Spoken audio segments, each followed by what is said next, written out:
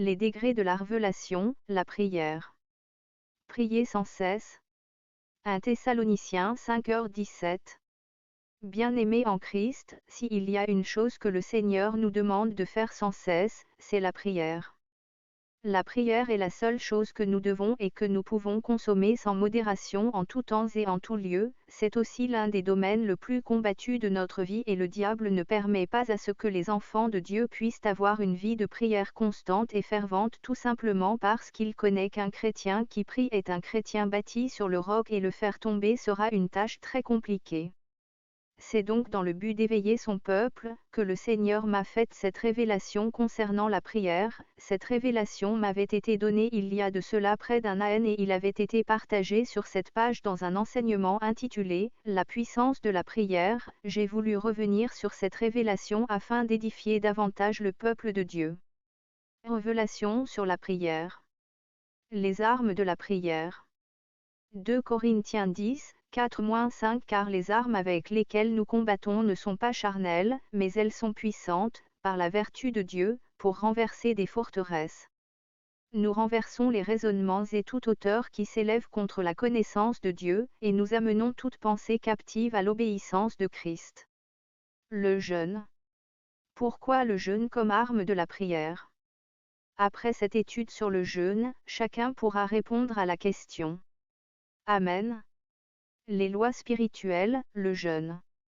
Bien-aimé dans le Seigneur, la prière est tout simplement le fait de parler à Dieu et donc le moyen de s'adresser à Dieu, c'est par la prière mais sachant que Dieu est esprit, Jean 4h24 Dieu est esprit, et il faut que ceux qui l'adorent l'adorent en esprit, et que l'homme est composé de 3 parties à savoir la chair qui est la poussière, l'âme et l'esprit, Dieu étant esprit la chair étant poussière ne peut donc pas s'adresser à Dieu car il est esprit et ce qui signifie que lorsque nous prions, c'est notre esprit qui s'adresse à Dieu et non la chair.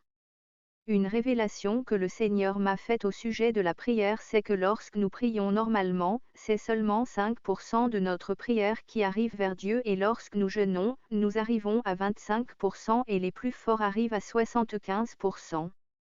Ça paraît très illogique mais sachez déjà que le diable recommande à ses démons de ne même pas laisser passer 0,5% de notre prière car 1% de la prière d'un enfant de Dieu dans le monde spirituel est déjà un feu dans le camp du diable car notre Dieu est aussi un feu dévorant. Hébreux 12, 2. Lorsqu'1% de notre prière parvient à traverser jusqu'à Dieu, le diable punit le démon qui a laissé une telle chose se produire. Ceux qui se sentent choqués par ce que je dis, sachez que si la prière était si facile à parvenir à Dieu, il ne nous dirait pas de prier sans cesse. 1 Thessaloniciens 5, 17, car le diable connaissant le pouvoir de la prière ne veut même pas que 0,5% de notre prière atteigne le Seigneur et donc le domaine de la prière est celui qui est le plus combattu par le diable dans le monde et pour cela, il multiplie les abominations et promeut le péché sur la terre afin de nous déconnecter de la présence de Dieu et de nous maintenir dans l'esclavage jusqu'à la mort. Ésaïe 14, 17 qui réduisait le monde en désert, qui ravageait les villes, et ne relâchait point ses prisonniers. Bien-aimé, le prophète Ésaïe nous dit que le diable ne relâche point ses prisonniers. Si donc vous ne priez pas, il est impossible de vous libérer des chaînes de Satan.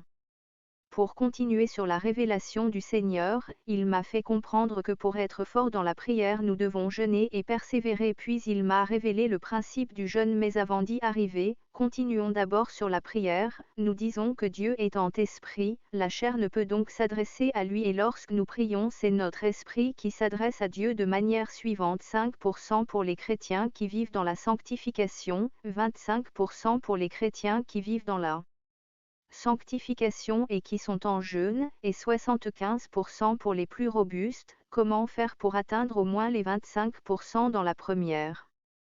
Premièrement, de revêtir des armes de Dieu citées plus haut, ensuite entre la prière dans le jeûne. Pour apporter un petit éclaircissement à cette révélation, les 5% de prière qui parvient à Dieu ne sont que pour les chrétiens qui mènent une vie de sanctification, imaginez alors ceux-là qui vivent dans le péché. C'est pourquoi Dieu nous dit dans sa parole qu'il n'exauce pas le pécheur tout simplement parce que la prière du pécheur ne parvient même pas jusqu'à lui sauf si c'est pour la repentance. Principe du jeûne. Le jeûne étant le fait de se priver des aliments pour une certaine période, en quoi cela nous aide dans la prière, comme nous l'avons dit, c'est l'esprit qui parle à Dieu et non la chair, or la chair domine sur l'esprit. Lorsque nous mangeons, nous sommes rassasiés et nous sommes forts physiquement, là c'est la chair, mais lorsque nous nous privons du manger pour une certaine période, la chair devient faible à cause de la famine, et lorsque la chair s'affaiblit, elle lâche son emprise sur notre esprit qui prend plus de place et qui domine en son tour. Plus le jeûne est long, plus la chair s'affaiblit et plus l'esprit devient forte et domine. En ceci la prière devient plus puissante car notre esprit est devenu plus fort. Et son rayon d'action a augmenté, d'où nous pouvons atteindre les 25% dans la prière tout en marchant dans la sanctification. Notons que la prière est une communication spirituelle entre l'homme et Dieu, donc il s'agit d'un échange entre esprit et Dieu. Par son esprit étant infiniment plus grand, plus puissant et incomparable, il est important d'avoir des moments de jeûnes et prières pour pouvoir nous adresser à lui convenablement. Heureusement que Jésus intercède pour nous, à lui soit la gloire au siècle des siècles. Je tiens également à préciser que Dieu n'exauce pas le jeûne mais la prière faite à travers le jeûne. Il est donc important de beaucoup prier pendant le jeûne car certaines personnes lorsqu'elles jeûnent sont tellement affaiblies par le jeûne qu'elles préfèrent se coucher à longueur de journée en attendant l'heure de clôture du jeûne pour prier après avoir mangé. Laissez-moi vous dire qu'il ne s'agit pas d'un jeûne mais d'une grève de faim, car le jeûne n'a de sens que lorsqu'il est joumel ou accompagné par la prière. Pour conclure cette partie, je dirais aux bien-aimés de beaucoup prier et de jeûner au moins une fois par semaine. Pour ceux qui prient 5 minutes avant de dormir, sachez que lorsque vous priez ainsi, c'est avec un peu de grâce que 5% de vos 5 minutes de prière parviennent vers Dieu. J'exhorte les enfants de Dieu à multiplier les temps de prière dans le jeûne pour une parfaite communion avec Dieu. Combien de temps devons donc prier par jour? La dîme du temps. Pour répondre à cette question de façon brève et explicite, nous allons simplement parler de la dîme, sachant que tout enfant de Dieu qui se veut servir Dieu doit donner sa dîme qui est le 10e de son revenu. Dans ce cadre attribué à la prière, nous allons parler de la dîme du temps que chaque chrétien doit offrir au Seigneur.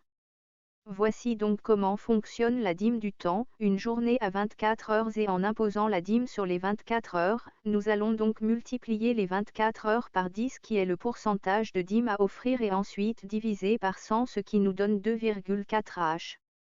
Le temps minimum de prière d'un enfant de Dieu doit donc être de 2,4 h par jour, et je tiens à préciser que ceci n'est valide que pour les chrétiens lambda. J'entends par chrétiens lambda ceux-là qui n'ont pas de grandes ambitions pour l'œuvre de Dieu, mais en ce qui concerne ceux qui veulent faire de grandes choses pour Dieu, 2 heures de prière par jour sont insuffisants, il vous faut au moins 4 heures par jour bien établies et bien partitionnées.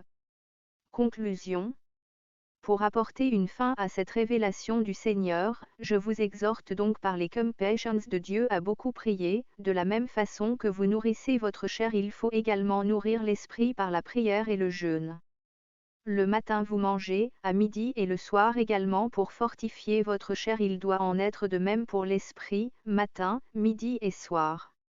Je suis triste lorsque je sais que la majorité de ceux qui prient le plus sont en enfer et ne peuvent malheureusement plus être exaucés par Dieu, alors que les chrétiens qui ont encore la possibilité d'être exaucés par le Seigneur refusent catégoriquement de prier, et pour eux, la prière du pasteur à l'église les dimanches est suffisante pour toute la semaine.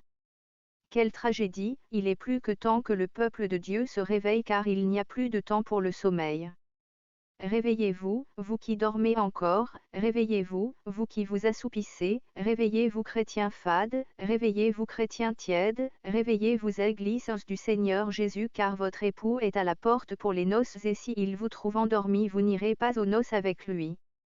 Réveille-toi église d'Éphèse, réveille-toi église de Smyrne, réveille-toi église de Pergame, réveille-toi église de Thyatire, réveille-toi église de Sardes, réveille-toi église de Philadelphie, réveille-toi église de Laodicée. Que la paix du Seigneur Jésus-Christ, Roi des rois, Seigneur des seigneurs, soit avec vous tous au nom du Seigneur Jésus. Les degrés de la révélation, la prière. Priez sans cesse.